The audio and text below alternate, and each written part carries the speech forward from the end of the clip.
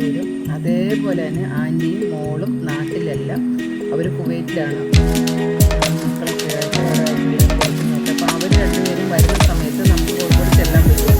അപ്പോൾ അങ്ങനെ അവരും നാട്ടിലുള്ള പോയിട്ട് വരാൻ പറഞ്ഞ് പോവാം. രാവിലെ കാപ്പി ഒന്നും കഴിക്കാതെയാണ് വണ്ടിയിൽ കയറുക. എന്തെങ്കിലുമൊക്കെ കഴിക്കാനായിട്ട് ചെറിയ എന്തെങ്കിലും കൈ തരും. അപ്പോൾ അതിൽ തന്നെ ഒരു സാധനം എനിക്ക് ഇഷ്ടമാവും, ഭയങ്കര ഇഷ്ടം. അപ്പോൾ എന്നോട് വേണോ അത് വാങ്ങിക്കും. അങ്ങനെ അതെല്ലാം കഴിച്ച് ഞാൻ ഇടയ്ക്ക് പറയും അത് കഴിച്ച് കഴിഞ്ഞാൽ പിന്നെ നീ ഓർമ്മ താമസിക്കും. ഇപ്പം നമ്മൾ പെരുമ്പാവൂർ അങ്ങോട്ട് എത്തിയപ്പോഴത്തേനും 12:30 ഉണ്ടായി. അപ്പം നമുക്ക് കഴിച്ചിട്ട് പോകാൻ പറഞ്ഞ് പെരുമ്പാവൂർ നിർത്തി കഴിക്കാൻ പറ്റിയപ്പോൾ ഊണും ബിരിയാണി ഓർഡർ ചെയ്തു. എത്രയാണേലും ഉള്ളതൊന്നും ഇഷ്ടപ്പെട്ടില്ല. പിന്നെ ബിരിയാണിയൊക്കെ കഴിച്ചു. പുളിശ്ശേരിയൊക്കെ ഉണ്ടല്ലോ നോക്കാം. ഞാൻ ഊണ് ഓർഡർ ചെയ്തു.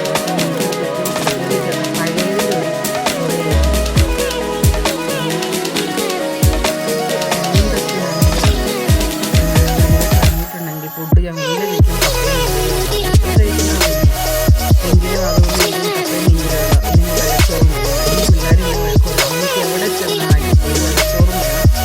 അല്ലെന്നുണ്ടെങ്കിൽ കപ്പയും പിന്നെ പിള്ളേർ പുറത്ത് പോകണമെന്നുണ്ടെങ്കിൽ കുരുമീൻ വേണമെന്നുണ്ടെങ്കിൽ അത് കഴിക്കും. പക്ഷേ എനിക്ക് അതിനോടൊന്നും താല്പര്യമില്ല. അപ്പോൾ ഞാൻ നെത്തോലി വറുത്തത് പിള്ളേർക്കുള്ളതും ഞങ്ങൾക്കുള്ളതും എല്ലാം കൊണ്ടും വന്നു. അപ്പോൾ ഇനി പതിയെ കഴിക്കാൻ നോക്കാം. ഇനി കോഴിക്കോടേക്ക് നമ്മൾ ഇവിടുന്ന് അങ്ങോട്ട് 350 കിലോമീറ്റർ ഉണ്ടെന്ന് അതിനോട് പറഞ്ഞു. അപ്പം അത് എത്തണം രാത്രി 8:30-9 മണിയാവും നമ്മളവിടെ ഇവിടെ ചെല്ലുമ്പോൾ. മടവൂർ ചെല്ലുമ്പം തന്നെ അത്രയും സമയമാവും. അപ്പോൾ ഒന്ന് പെട്ടെന്ന് കഴിച്ചോളാൻ എന്നോട് പറഞ്ഞു. ശരി പിള്ളേർ കഴിക്കട്ടെ എന്ന് ഓർത്ത് ഞാനും കഴിച്ചു. പിന്നെ ഇതിനകത്ത് ഒരു വിഷമം ഉണ്ടെന്ന് പറഞ്ഞാൽ മക്കൾ 3 പേരും എടുത്ത ഒരു യാത്രയാണ് നമ്മൾ എപ്പോഴും ചെയ്യാറുള്ളത്.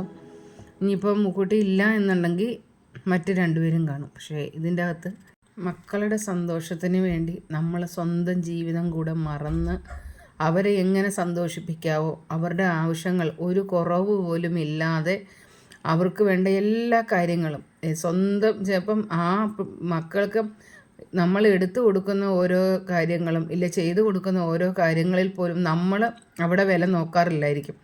പക്ഷേങ്കിൽ നമുക്കൊരു തുണി എടുക്കുമ്പം ഇല്ലെങ്കിൽ നമുക്ക് എന്തൊരു കാര്യമാണെങ്കിലും നമ്മൾ ചെയ്യുമ്പം അതിൻ്റെ റേറ്റ് നമ്മൾ നോക്കും. അപ്പോൾ ഇത്രയും വിലയുടെ നമുക്ക് വേണ്ടാന്ന് ആ ഒരു പൈസയും കൂടെ സേവ് ചെയ്തിട്ട് മക്കൾക്ക് നാളെ എന്തെങ്കിലും വാങ്ങിച്ചു കൊടുക്കാം എന്ന് നമ്മൾ ആലോചിക്കും.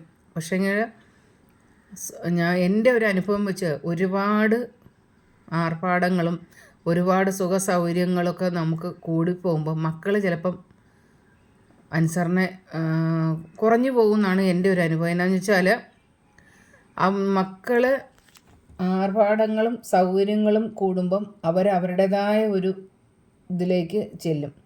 അപ്പം നമ്മൾ അത് അങ്ങനെയല്ല എന്ന് നമ്മൾ അവരെ മാറ്റി പറയുമ്പം അവർക്ക് അവരുടെ ജീവിതത്തിൽ ഏറ്റവും വലിയ ശത്രുക്കൾ